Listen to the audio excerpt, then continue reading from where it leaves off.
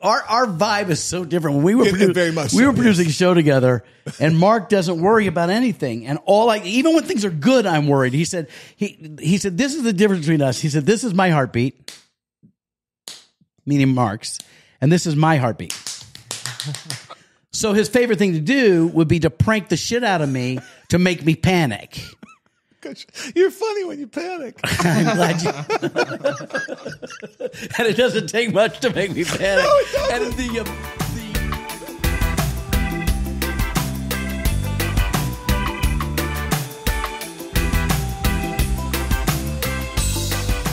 it's funny to me. It's just funny to me to be sitting with you because every time we're in a room together, people say we should do a show together, and the first thing out of your mouth, of course, is this. Our podcast? Yeah. Well, I mean, that's what I said off camera, off mic. I didn't know you wanted to drag it into the public sphere. But yeah, I just assumed having me here meant you wanted me as your sidekick to support you. Yes, Think of me as your comedy jock. Nobody does an analogy better than you or a metaphor. I'm just surprised it wasn't. Think of if your podcast was a Sunday, which is the way it normally goes. I'd be the crushed nuts. You're the crushed nut, and I am the Semitic cherry on top. Do cherries do come from the? No, those are figs. I always get figs and cherries confused.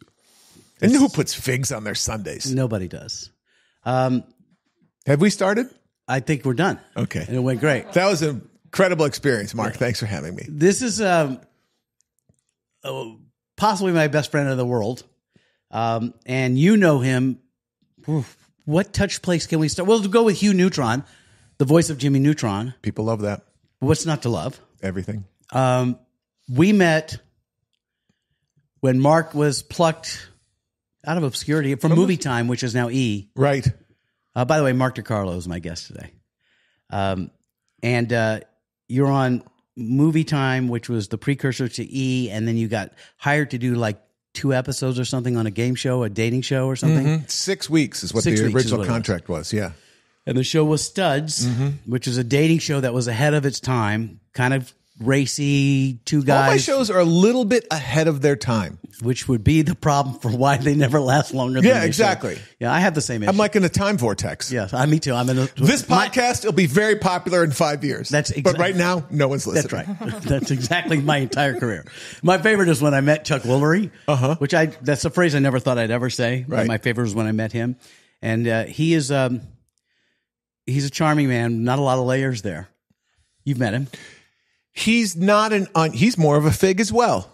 Yes, he's a fig.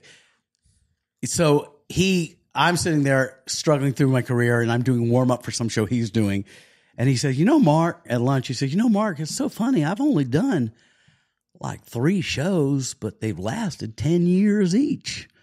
I'm like, so that's the math I've got wrong. I've done 100 shows that have lasted a day. Well, but it's variety, Mark. Here is your Achilles heel. You do too many things well. Some people do one thing well, yes, and that's all they do. But when you have a variety of interests and a variety of actual talents that are above what most people have, you can do a bunch of things and you're not known for just one thing, which I think makes life more interesting, but it's more challenging for a career. But it's so funny because this is the introspective. And you're very argumentative. Don't knife hand me. Don't you knife hand me. But that'll be a good social media clip. Yes, just that moment. Well, then you're wrong. Yeah, good. Thank you. Thank you for let's forget content and only do promos. That's our hook. We only do on the next. Oh my God, I've never heard that before. What? What you're saying is something that I've actually consciously had to try. I'm trying to address with this podcast. Actually, is that our whole career, I say it, our is plural and career is singular. Well, they've been very similar in different ways. Yeah, but often it's exactly that. There's a need. Can you do that? Yes, I can do that, and you end up doing it. You're a master of that. I've done it forever. But the question really is, like what you said, is if it were up to you, what is it that you do? Mm-hmm. I was going to say that you do, but you would have immediately said, you said duty. I get it at the duty-free shop at the airport. There it is. So that's what the exercise is for me. And that's why one of these first episodes, I wanted somebody I felt 100% comfortable with or comfortable to be awkward with. Well, but this is the skill, I think, that you have.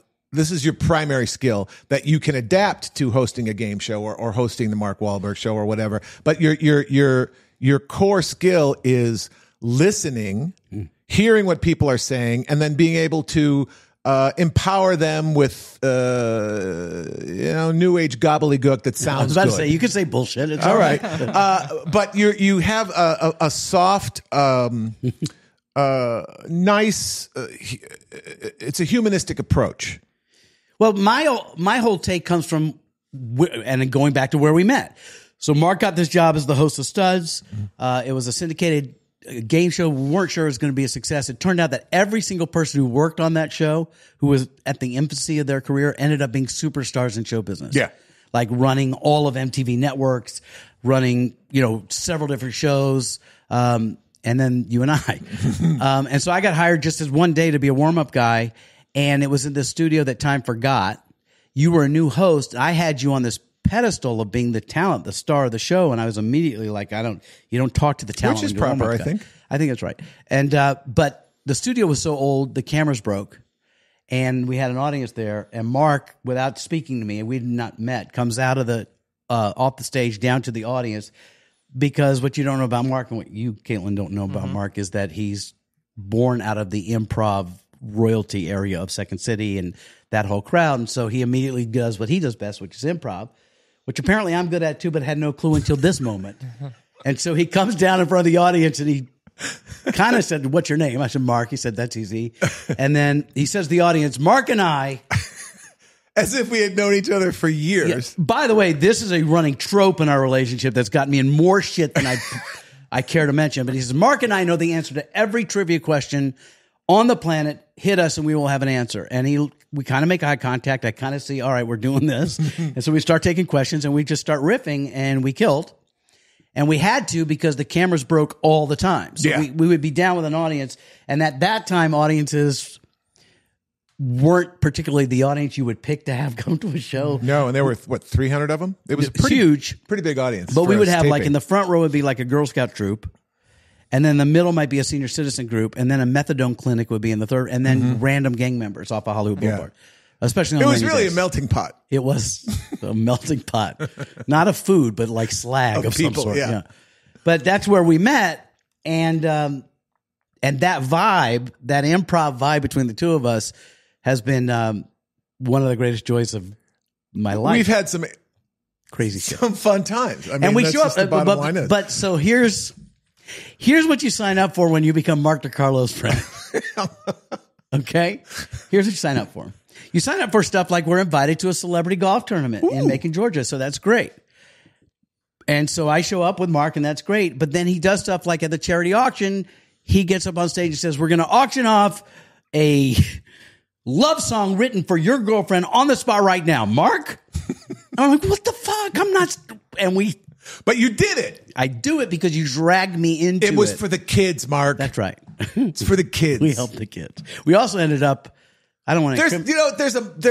There's a magic to in show business, everything is so planned. Please, tell me about show business. Well, I'm just saying, what I love about improvisation is when it clicks, which is not always, it can electrify an audience because they understand that this just happened and it's never going to happen the same way again. And to me, that's what gets me going. That's what I enjoy. I 100% agree. When I was a warm-up guy, as opposed to doing stand-up, where it's the same jokes every night. And I've said a million times, I said an audience responds best. You can write the best joke in the world, and you will get whatever laugh you get. But it's not as good as an adequate observation of something that happened in the moment that every layperson knows is funny but can't articulate, and you say it. And that's what improv is. It doesn't have to be perfect. It's that it happened in front of your eyes, and it speaks to something bigger, which is that we as humans are always connected. So what happens is an experience happens in front of an audience. I talk about this all the time on a much more spiritual level about how am I able to talk to people from different walks of life, is that it's a deeper listening. And what I've experienced, and I wonder if this rings true for you at all, is that 200 people come in an audience and there's 200 different schools of thought and noise. And then anything happens, any common experience, somebody trips and falls, or in sporting events, somebody gets injured, and then the 200 people become one voice, and that's what you speak to as a performer. Mm-hmm. You just yes, and that's the goal of performing. Comedy is my background. Yes, and what you're trying to do, I think, especially a joke that's made up in the moment, you're taking all this noise and you're saying something, and in that instant, everyone goes, yes, right. I never thought of that before. Right, as opposed to posing a conundrum and solving it with a punchline, which is also funny. Well, stand-up is a totally different muscle than improv, and it's very difficult, and you have to be saying the jokes that you wrote 6 months ago as if they were fresh today, which is difficult. But I think you've hit it right on the head. The difference between stand-up and hosting, what we do besides the comedy, is that stand-up is at you. Mm-hmm. I've written this, and the audience sits back and goes, okay, make me laugh. And I'm going to grab you and shake you till you laugh. Even the terminology is I killed, I destroyed, I slayed, I murdered them. And where hosting or improv or life is more about listening to how do I serve you? That you're more important than my comedy at the point. And that's the conversation. Meanwhile, speaking of listening, my wife's texting and that she's probably locked out. Can't find the house. She can't find the house. Hold on. I've started. Mark and Robbie have been married a very long time. Robbie, I don't know if you've met her yet within the context of this podcast, but she started out on Broadway. She was the first person to be killed in the Friday the 13th movies. Her mother ran a dance studio in New Jersey, and at the age of 86, could do a split against a wall. Yeah. She put her left leg against the wall, her right leg was on the ground, and her pelvis was pressed against the window. That has burned into your brain. Because she did it. She was just sitting around talking and then went, Frank. Yeah, but it speaks to a higher kink that you're not sharing, I think. Come on, Dottie. God love her. She was vaudeville condensed into a 4'8" toddling body. When I met her, she was in her 70s. This is my mother-in-law who's passed away. She literally was 4'8", 4'10" at her highest. What a spitfire. And so we're hanging out of the pool, and my wife's brothers were acrobats, one of them more than the whole other. Family. They belong so in all the doing circus. shit off the diving board, and I'm sitting here going, what have I married into? I'm not married yet, I don't think. And then Dottie, this little tiny old woman, gets up on the diving board, and she looks over, and she had this smile. She's like, she was just the most innocent person in the world. And she looks over and she says to my wife, now wife, she says, darling, I think I'm going to do a full. But Robbie doesn't hear her, but I hear her, and I'm like, what? Stop the old lady. She's going to try to do a flip off the diving board. This can't end well. And but what she did was not a flip. She did a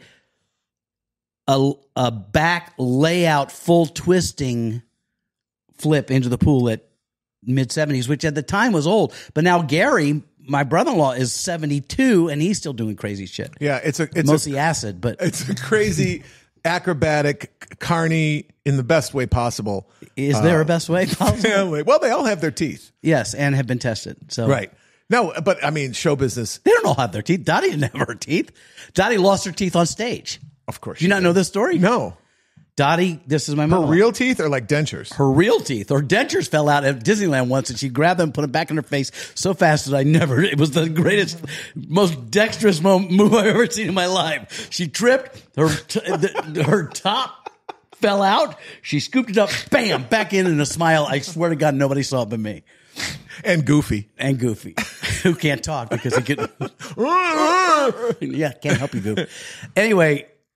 Oh, teeth. So she's doing vaudeville. This is right after World War II, at the end of vaudeville. This is before World War II, before she was with her act with my father-in-law, who I never met. They had a vaudeville act after World War II. Before that, she's doing vaudeville with these two other guys, an acrobatic thing. And the trick was she's going to do a pitchback where you step in the guy's hand and they flip you backwards to land on the back of the guy behind her. Oof. But they miss. As she hits her face, boom, teeth get knocked out. Of course she finished the show. She runs off stage, grabs a rag, puts it in her mouth, comes back and finishes the act. And that's what I married into, not knowing what I was doing. She was a delight. God love her. Which brings me to what I really want to talk to you about. A dental plan? Yeah, dental plan. And do you have insurance? And can I be your plus one? My significant other? Yeah, exactly. Yeah, sure. I got the fake ones now. I don't have to worry about that. They are beautiful. They're beautiful. I missed a little clink in it, though. What's that? I missed a little chip. Yeah, I'm thinking of putting them back in. Okay. But I have to pay them off first, and I think it's like a student loan. My teeth are like a student loan. I'm hoping for Biden to give me some teeth forgiveness or something. Here's what I want to talk to you about. I've known you my whole career. Yeah, pretty much. Before I was hosting anything, and we've done shows together. I've been your warm up guy. You've been my announcer. I've been your announcer. We produce shows together. You've only known me married because I was married before I met you. Right. But I've known you before you're married and now married for... It'll be 16 years together in November. So... Best 6 months of my life. I can say that because my wife's not here. Yeah, but I know well enough, having been married 36 years, that she heard you anyway. Of course. She usually says it, not me. Show business sucks in general. More so now than ever before. Yeah. And I'd love to hear why you think so. Because you used to have talent to be in show business. Now you don't need talent anymore. We're going to argue on that one in a moment. So put a pin in that because I'd like to return back to the difference in how you feel about that. And I feel the state of the affairs, show business being separate. Fair enough. But to those of you who are not in our business and you have a job that you think is secure, and your wife and your husband can kind of count on you, or your partner can count on you to have your insurance and get your bills paid, and it's even. We live a life where if I have a 13-week commitment of work, I'm looking at making plans. Like that to me is like, we should start an IRA. This is going to be great. Right. So marriage is not without difficulty in any situation. But keeping one healthy and alive and sustaining in our situation has been a challenge my whole career. Well, especially because you had kids. I've never had kids, and both of our wives are in show business, and which I think is a blessing because they understand to explain the no other woman would have stayed with me through the ups and downs of my career. No. Maybe a desperate one. Yeah, or mail order. Right. If the ones that don't speak English, they would have loved you. Yeah. But it's too late 90-day fiance kind of situation. Right. Civilians, I don't think could understand it or tolerate it. I'm sure they could understand it. It's the tolerance that's hard. And you have to, I auditioned 100 times for every cartoon that I book. That's 99 rejections. And you just can't let it bother you. Because, but talk about this, because I do let shit bother me, and the only place but they don't. It's not. Oftentimes, you've been in cast. We've both been the hiring people at points too. Yes, and oftentimes when you're hiring person, you've got 5 people, and the reason that you pick number 2 over the other 4 has nothing to do with their talent, or it's like he's taller, he looks more like her, he sounds more like this one. It's not. It's arbitrary. All you can do, every audition, what I try and do is do the best version of whatever my idea is. You can have a great idea and not execute it well. Well, that's another story. But then you should. But we have no control over what is the hiring reason. No. But what I want to talk to you about is, like, for me, the ups and downs of this. Maybe it's because I had kids. I think that's a huge. That is the major difference between our two careers. You had that pressure all the time when I did not. Okay, that's fair. That there was added pressure. That and if your kids had turned out well, it would have been worth it. Yeah, but so you live, you learn, you try. Look, I made failures. It's not over for them, but it's pretty over. Pretty for much them. over. Yeah. I had hoped for at least NCAA. No. Whatever. No. I digress. But do you bring home your angst? I don't get that you have angst often. Like you don't. We always our vibe is so different. When we were producing a show together, and Mark doesn't worry about anything, and even when things are good, I'm worried. He said this is the difference between us. He said this is my heartbeat, meaning Mark's, and this is my heartbeat. So his favorite thing to do would be to prank the shit out of me to make me panic. You're funny when you panic. I'm glad you. And it doesn't take much to make me panic. No, it doesn't. And the infinite vat of the depth of the vat of my vulnerability and gullibleness is we've yet to reach the bottom. It's like Loch Ness. There's a monster that lives in there. Yeah, but no one's seen it. No one could go that far. No. Mark did stuff to me like we were producing a show together called Sunday Dinner, which was really quite adorable. Again? Yeah. Ahead of its time. Ahead of its time. That's right. Studs was ahead of its time. The Travel Channel, ahead of its time. Big Deal, ahead of its time. Smartass, ahead of its time. We did a game show with the host was a cartoon and the contestants were live action, and the game was called Smartass, where you had to be smart and you had to be a smartass. And it was great, but at the time, TV was such that we love this game show, but we can't air it. It's called Smartass.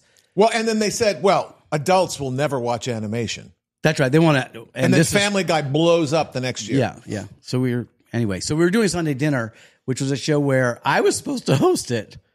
Because didn't you book something Here's else? the thing. It was for Odyssey, which is now Hallmark. It was the most conservative, just home family. And that was the vibe I was given. And Mark had done Studs, which was sort of a precursor to Temptation Island vibe. It was like dark and all that stuff. So they wouldn't look at Mark as the host of that. But right before I'm supposed to start hosting that show, Sunday Dinner for us, I got Temptation Island.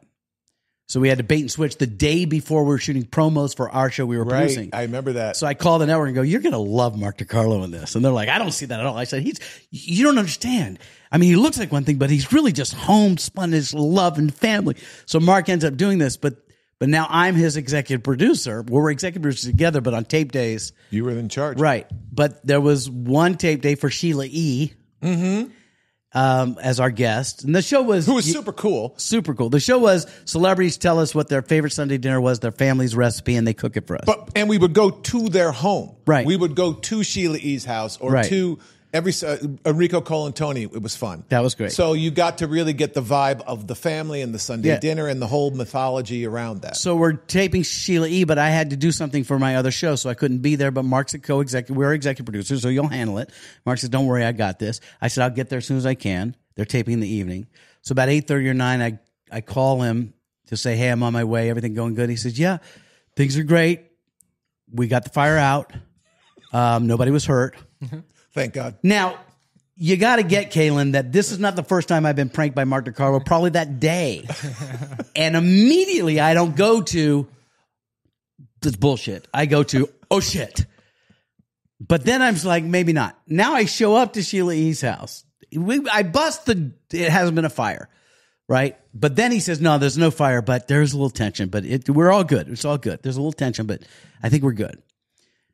Which I've learned. Now, there's the gullible part of me, but there's also the part of me that when Mark says, "I think we're good," it doesn't necessarily mean that's the case. Which I could tell you 15 examples of that. I brew a thick poultice of uncertainty where maybe there was a fire, maybe there's some stress. You don't know. And because enough of the times something weird has happened, there's that little... It's probably bullshit, but maybe not this time. Did you say poultice? I did say poultice. It was poultice, but that's okay. I brew a heady poultice. Poultice is like when you get a poultice on the summer solstice. Correct. It's very, very mythical. Potent and magical. With ayahuasca. That's my thing. That's what I do. So I show up to Sheila E.'s house. I walk in. I've got my crew shooting. Mark's there. And Mark looks at me like, maybe you can. And he pulls me aside. Look, there's a little tension. It's going a little longer. And then Sheila E. starts in on me. What the fuck? I'm like, do I call you Sheila or Miss E? I don't know. I'm like, no one's ever been mean to me.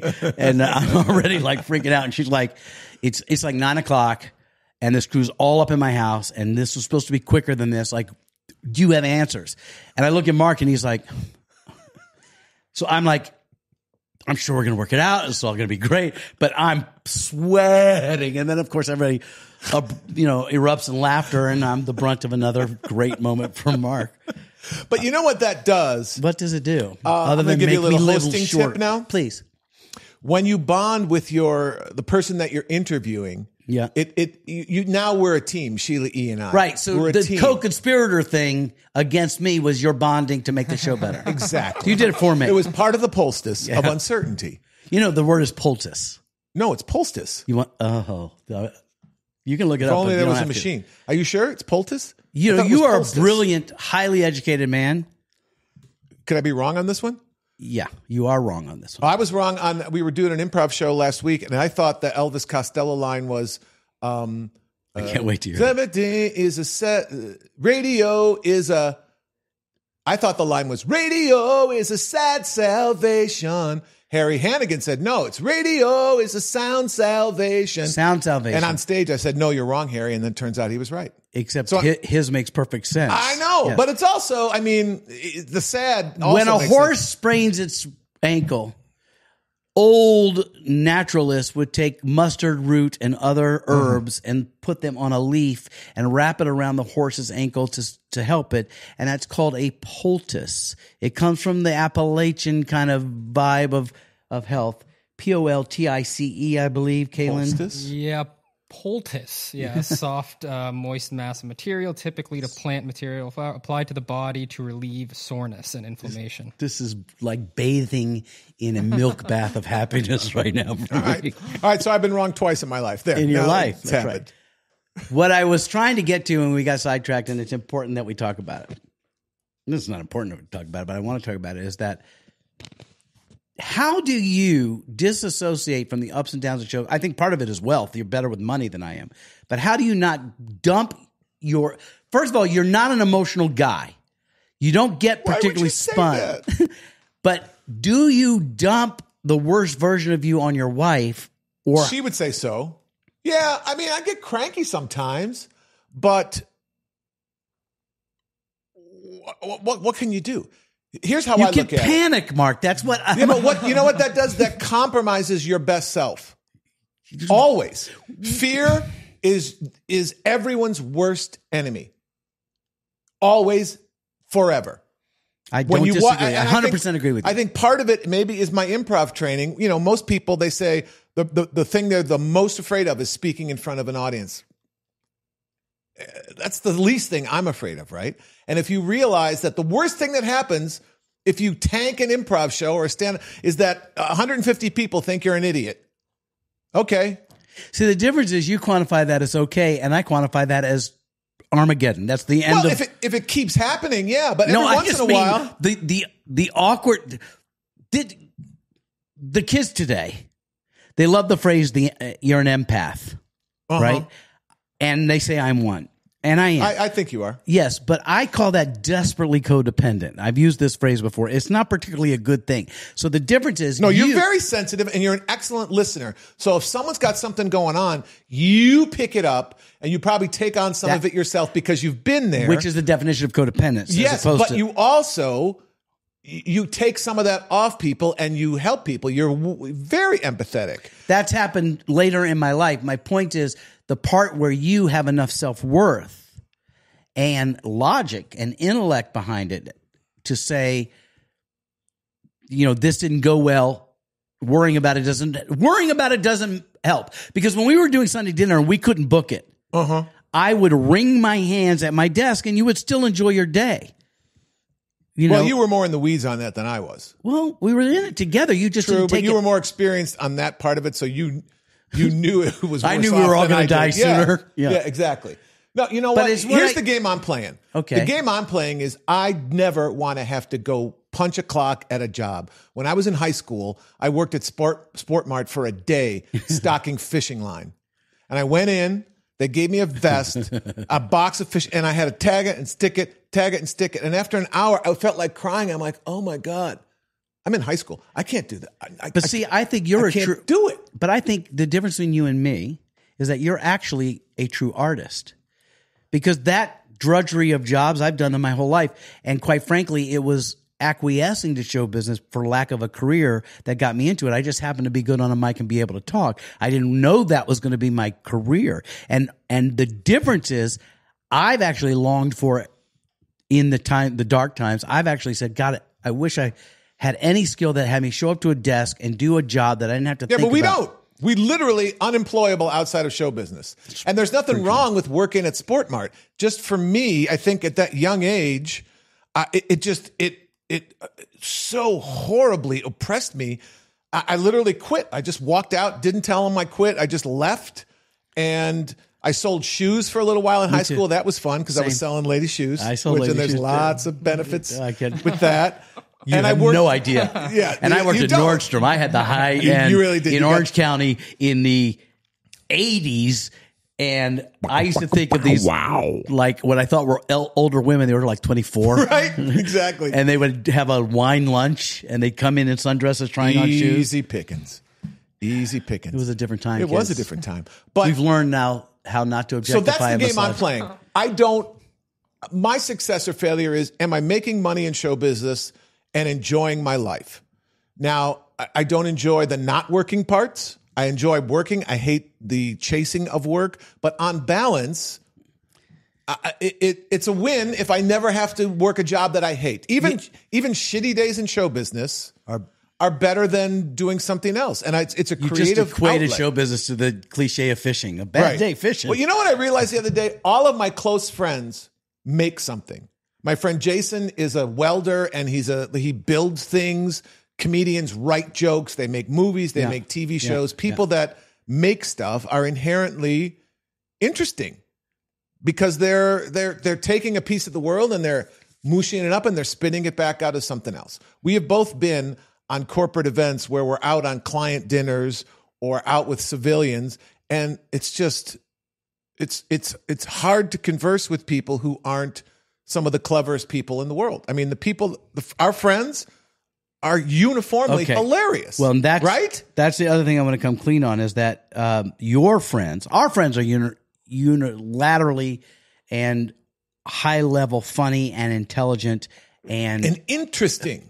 Even the ones that I don't want to hang out with, right, are really interesting. Right. So that's true. But I will say this about you, is that you and your circle of friends I'm always humbled by them. And I've talked to you about this. You guys are always like, come on stage with us, do this improv and everything. And I'm always like, I still identify as the warm-up guy to you being the star. And I've told you this before, and I don't want it to sound like I'm, giving you a reach around on my podcast, but where else that was the contract because I didn't have money. And I mean, we're friends. And we got to get it done before Robbie gets here. And your skin is olive oil smooth. It's not bad. It's a pleasant experience for me. But, Jesus. But I hold you in such high esteem. I think you are far more intelligent than I am, and you are incredibly more talented than I am. Although through our relationship, I've grown into some areas of talent that I'm proud of, and that you support. As well, you should be. But then the other thing you're very good at, and I'm not as good at, is that you make friends quickly and maintain the friendships, and I tend to isolate. And it has very much to do with how I feel about myself a lot of the time. So when I'm brought into your world, and I'm always welcome, and your friends have become my friends, to me, I feel like I'm being accepted into a club I'm not sure I should be a member of. But that's you. Because your friends say to me, treat me like a celebrity. Like you're on TV and you've done blah, blah, blah, blah. But I always say, I feel like, but do you understand? That's all in your head. Yes, that's why I'm saying it out loud. So, because you put it in your head, you can also take it out of your head and realize that it's bullshit. That's what I'm talking about, fear, and that's what you do. That's what you've always done, is you're the first person to shit on you. And I'm probably the last person to shit on me. You're the first person to laugh at your own stuff. Well, yeah. Which I used to say that's like the height of like fucked upness. But the truth is, it's the healthiest thing about you. It's not that you're saying you're funnier than or better than anything, but you can literally do the healthiest thing that we should all learn from right now, which is when you do something, you get to be, if you're not your own fan and celebrator of your successes and acceptor and forgiver of your failures, poultice, I think I said words that I got me. Then you are a great example of a healthy relationship to that. Well, and especially in doing improv or I write scripts now. When I write something that's really funny, it's not like I'm thinking of it.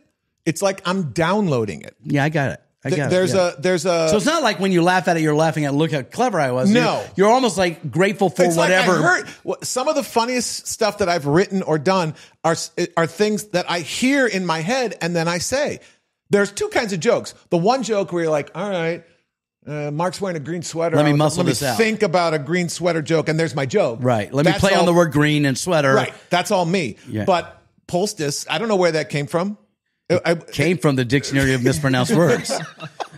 But those kind of things, and that's what I love. It's like stuff just come, and it's, people say I'm in the zone, I'm in my element. There's a bunch of different language for it. But the truth is there's a way that I think your brain is an antenna as much as it is a generator of ideas. It tunes stuff in. And I've been trained over the course of my professional life to put myself in that zone where if I have to write 10 pages today, I just go there and stuff comes to me and I write it down. So I can enjoy it because it's not coming from me.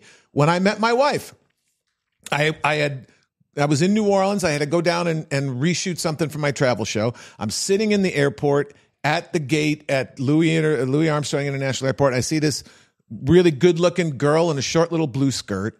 And she introduced you. No, I'm only kidding. I said that joke at my wedding. I guess it's not funny. And my godmother, my Aunt Cookie, had just died 6 months before, and we were very, very close. Aunt Cookie. She was the best, right? She was the best. And I'll finish this up with a story about Aunt Cookie. So I'm sitting there, I look across, I see this girl, and in this ear, I hear the words, "Talk to her," in Cookie's Chicago accent. And if there is any Italian matronly woman who would come from the dead to speak to you in old school sort of mysticism, it would be Aunt Cookie. Yes. And literally, because I typically don't talk, I don't talk to people when I'm flying. I just put my headphones in, and because I can't unhook. Right. Once I start to talk on the plane, you're like, you know what? Yeah. I can't. You can't stop and say, no. "I'm done now. I'd like to not." Got a 5-hour flight. I'd like to We're not know friends. you now. Right. Just please be quiet. Yeah. So I talked to her, and I went over and I talked to her, and that was 16 years ago. And but I didn't think it. I heard it, and it was her voice. Now, did I invent it? No. I love the concept. And I'd love for you to entertain let's play this game together of what if the thoughts in our heads were downloading from a higher source. And those are the ones we should be listening to more than the ones that we generate from ourselves that are like me. 1,000%. Yeah. What about that? That's creativity. And creativity is opening yourself up to what's out there.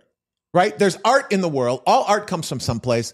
Any really good I think France weekend update is where art comes from, right? That's where Jerry Lewis's art comes from. I see. But like the weekend update jokes are things that are happening in current events, and those guys are able to distill something that happened and crank it out in 7 words, and it's funny. Mm-hmm. That's creativity. That's a spark of something.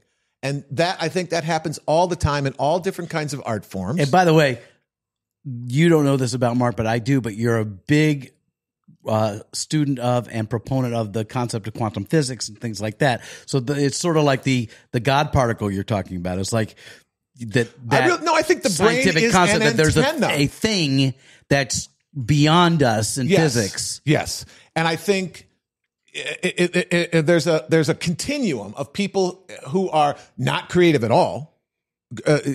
Artistically speaking, right? Yeah. And these are not judgment. Don't write to his podcast because I'm not disparaging that. I'm just saying there are guys that can build a house in 3 days with their hands.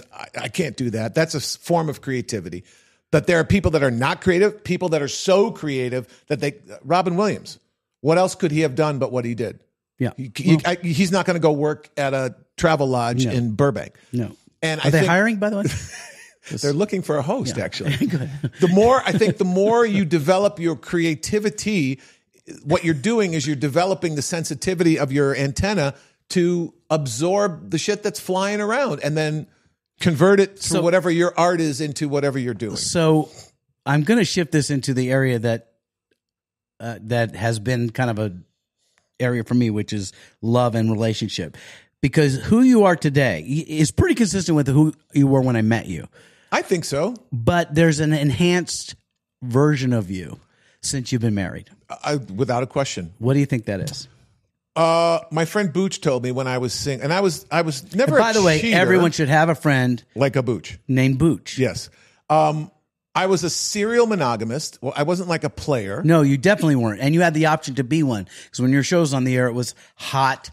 Everyone hot and single came through there. Yes. Yeah. Yes, they did. Yes, they did. Some of them stay for a while. He told me, you're never going to get married until you get a dog. And Booch said that, and I think what he meant was until you're responsible for somebody else. And I definitely notice since I've been with Yenny that I'm more empathetic, and I think I've blossomed. Like I have two younger brothers, and they're you know them your whole life, and then they get married and they have kids, and they add on this whole new layer of I don't know what you'd call it, but they become more human and more multifaceted, and that's important. I think you may have said what I'm seeing is that you as a personality is strong. You like if we're going to hang out, probably what we're choosing to do is something you chose to do that I call you as an activity bully. You have a fun thing to do, and I say, I don't want to go, and then you bully me into going in, and I have a great time. At least 80% of the time? 95% of the time. I was cutting it low. No, 95. It's always fun. Even in tragedy, it's fun. All right. Because I love you, and we have we entertain ourselves, and you put us in sitcom-esque situations that are fun once the panic has subsided. I'm surprised at this point you have not mentioned the luggage at the I'm about to do fire. it. Okay. Because that's an Aunt Cookie story. Take it easy. You got to close big. All right, sorry. But what I've noticed in your time with Yenny is two things. One is Yenny is not the type of, I was going to say she's a different type than I've seen you date in your life, in your dating life, with the exception of one other that will remain nameless, but she's a huge executive producer. Foul-mouthed woman that she is. Foul-mouthed. Her and Yenny love each other. They get along great. She's brilliant. Yeah. She's a executive producer of a very big television show that they dated, and I wanted them to get married, and it didn't work out, but luckily it all worked out. She got married. She's happy. But Yenny, maybe the funniest girl we know.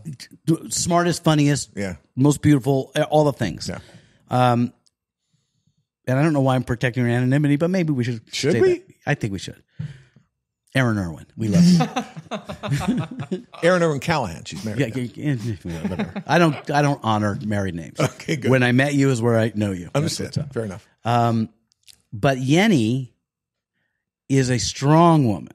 So when it comes down to decision making about what's going to go on, where you might have been the one to drag a former date to a thing, she's setting the agenda or adding to your agenda. It's a nice give and take, but you become a little bit more of a passenger sometimes. Which is great. It's difficult always being the genius pulling the train. It's so difficult. I like to be the caboose every once in a while. So I've heard. Right? Yes. The problem is most of the things she wants to do, you should probably put a poultice on your caboose. A lot of the things she likes to do are going to really bad Broadway musicals and things like that. But luckily, we have a coterie of Broadway people and gay friends where she can go with them, and I don't have to go. You're speaking of me and my wife. Yes, as the Broadway people and gay friends. Billy, there's several of them that love that stuff, and I don't particularly love it. Yes. So I think one cool thing is she has tons of friends, which is a great sign for women. Yes. I have tons of friends. And they all get along. Right. But she can go do something for a night by herself. I do whatever I'm going to do. And it's never Let's just say this. It's important in a relationship for both of you to have a life. Independent and our life. Yeah. I'm going to end this. I have like 4 minutes for this. Okay. The Aunt Cookie story goes like this. I'm going to drive. You can do your thing. Okay. I'll be your side. Because I'm your sidekick on every show, right? We haven't picked up the option, but let's just say we're discussing it and you're on the top of the list. Oh, awesome. Yeah. Kayla, I'll talk to you later. Yeah, I'll mark that. It's a lot. And his rider of the shit he needs, he's hiding. The green M&Ms are the best M&Ms, Mark. I don't want to go into it. So we get invited to go to a golf tournament, some golf tournament or something, some charity event that I'm never invited to. Somehow you get the invitation and I get in there. And it's in Chicago, which is your home court. Sure it is. And I trust that he knows Chicago and everything there is to it. So I'm not really worried. I'm going to go once burned, twice. What's the phrase? You're going to have a good time with all me my in fingers Chicago. are burned on this, but I still said, okay, Mark, you can plan it. So we're on the flight going to Chicago. And, okay, so here's what we're going to do. We're going to land. We're going to go straight to Wrigley Field and see a Cubs game. And after that, we're going to go spend the night at Aunt Cookie's because we start in the hotel the next night. Whatever that is. I said, okay, sounds great. A couple hours into the flight, I'm like, hey, had you thought about what we would do with our luggage if we're going straight from the airport to Wrigley, what are we going to do with our bags? And he said, oh, no problem. We'll leave those at the firehouse. Oh, okay. Mark, point of clarity. Does the Chicago Fire Department have a, I know you can leave a baby there. Can you check baggage? Is that a thing? He said, no, but I'm sure it'll be okay. So this is where I at least had enough education to go, no, Mark, we're not doing that. Where you then said, I have a friend who's a manager of a hotel who'll let us put the bags there and we don't have to check in. So that was solved. But we could have. First of all, I grew up next to Fire Station 3 in Downers Grove. Firemen are the best people. Where they still have one of your carry-ons. But they're right there, right outside the left field bleachers in Wrigley Field. We were famous at the time. It would have been, it would have worked. The facts are, if I were only to go with what Mark says, it will always work out. Right. But it's a leap. And we would have gotten T-shirts from that fire station. That's true. It's true. So now we go to the Wrigley. We have a great time at Wrigley. Where I bloodied a girl's finger, I think. Is that the You went for the ball. I dove for a foul ball and just really went for it. And a woman's finger got caught between the two chairs and it started blooding. She said, I broke my fucking finger. And then I'm like, I'm sorry. And again, empath codependent. I'm like, oh, you can have the ball. And as I'm letting it go, Mark's going, no. I've been going there since I was 4 years old. I've never gotten a ball. Yeah. And that was on a prop bet. I said, I bet you I get a ball before. It was the seventh inning before the end of the ninth inning. So I may have won money on that. But anyway, cut to the game's over. We're drunk. We're in Chicago, but we got to get to Downers Grove, I think. No, we get to the we had to get on a train to go to the had to get house. to Aunt Cookie's. It's getting on midnight, but it should be fine. We show up at Aunt Cookie's about midnight. A little drunk. Thank God we have our luggage. And knock on the door, and Aunt Cookie answers the door in a house dress. Mark, what a surprise. And I'm already, this is fucked up. Hey, Aunt Cook, we're in town. Can we stay with you? No, you can't stay here. Mark? Oh, yeah, Mark, how are you? Aunt Cook, come in. She finally says, you can stay here. You can stay here for the night, but to do it, you have to dismantle and move my centuries-old bedroom suite of furniture made out of solid rosewood into the basement. Mm-hmm. And this is 1 a.m. So literally for us to stay at Aunt Cookie's house, we're undoing furniture she got for her wedding in 1932, maybe. For her parents' wedding in 1927. Yeah. Before we could spend the night. Right. And then at 2 a.m, she'd made sausage and peppers. So it ended up, again, if you just do what he says, it's going to work out. It's just going to be uncomfortable. What has not been uncomfortable is sitting and talking to you. Look at him land the plane. That's why he's a fantastic host and why I am a fantastic sidekick. Mark DeCarlo is the voice of Hugh Neutron on the Jimmy Neutron Show. He is the co-host of A Fork on the Road podcast, author of the book of the same title. We're starting the show again November 2nd on globaltravelerusa.com and Apple and Spotify and everywhere else. And he's been, you'll see him on Curb Your Enthusiasm and Seinfeld and all the shows. He shows up all the time. But if you live in the LA area, every third Thursday at the Write-Off is a celebrity improv jam that I'm afraid to get on stage and play, but they do it, and you should go be there. I'll be in the audience, too. Mark follow me on Twitter, at Mark DeCarlo, Instagram, Mark DeCarlo TV. We tell you all about the shows. They're really fun. Yeah. We will drag you on stage before it's over. I'll do it. I'll do it simply to make good on what you said, is that fear is the only thing in the way of success. Right? Which may not be what you said, but that's what I meant. Yeah. So what we're going to do now is call it a day and then put a poultice, which is mispronounced my victory. Like I tell Yenny, 80% of the jokes I tell you around the house are going to be funny. You just have to deal with the 20 that aren't. That's right. And you know what? Go find another guy that makes up songs for you every day. Hey. Go find another guy that's going to be... Ted Williams was the best, and he only hit 400. That's right. He hit 400. And listen, you 350, you're in the Hall of Fame. Yes, that's all I'm saying. That's all Comedy I'm above saying. The Mendoza line on the next. Right? Yes. Mark DeCarlo, I love you. I love you back, Mark Wahlberg. All right. See ya.